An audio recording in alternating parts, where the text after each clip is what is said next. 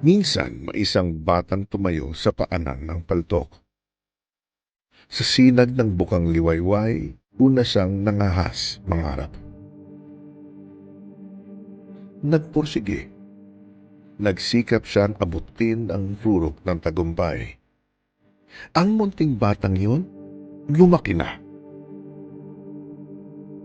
Naging ganap sa kanyang paninilbihan. Hinirang natin siya bilang ika-27 alkalde ng Maynila. Ang pinakamamahal nating si Isko Moreno Domagoso.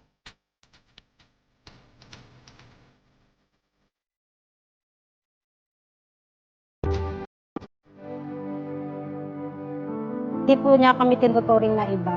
Pagdating niya, dahil sa tinatanong kami na, kumain na ba kayo? Sabi namin, po sir, kumain na po. Ba't yan lang kinakain mo? Kainin niyo ko nung mayroon dyan. Minsan sabi niya. Sabi ko, thank you po boss. Minsan magugulat ako, lalabas siya sa office, may dalang tinapay. Inabot po sa amin. May katarata kasi yung nanay ko. Yun, kaya humingi po ako ng tulong kung saan po pwede magpa-opera nanay ko kasi wala po kami sapat na budget para po operahan yung nanay ko sa katarata.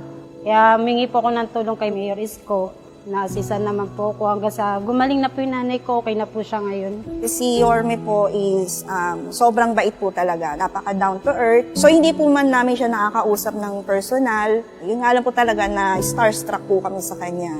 So kumbaga parang nawawala po yung mapapasabi mo, oh my, sabi ko si boss lumabas. Nagpagbibiro naman po si boss, minsan nga po napapasayo pa siya. Alam niyo naman yung yung dying inside, ganoon po. Nai-starstruck po ako kay boss hanggang ngayon. Pag nakikita ko po siya, natutulala po. Nagka-COVID po ako. Sa Valenzuela po kasi ako doon na sa facilities. Binigyan niya po ko ng mga kailangan po. Hinatid pa po nila doon mismo sa Valenzuela. Ang pinaka-memorable kong experience kay boss is yung may nagbigay ng bed na pang-hospital na tinesting at napaglaruan niya si Nognog, yung personal na niya mismo sa loob. Inangat baba. Naging maayos po yung pagtitinda namin, hindi po kagaya noon na tatakbo-takbo kami. Ngayon po, nasa maayos na po kaming alagayan, nagaya po ngayon. Papasalamat po ako ng marami sa naitulong nyo, hindi lang po para sa akin, para po sa ibang mga kasamahan ko na vendor na lumuwag ang buhay namin. Thank you po sa lahat. Yung time na nasa facilities ako, tinulungan niyo po ako. Thank you po. Hindi magbabago yung pagtingin namin sa inyo. Saludo ko sa iyo, boss. Boss, thank you po sa lahat po na initulong niyo sa amin. Kahit na janitress lang kami, concern ka para sa amin. Yun lang.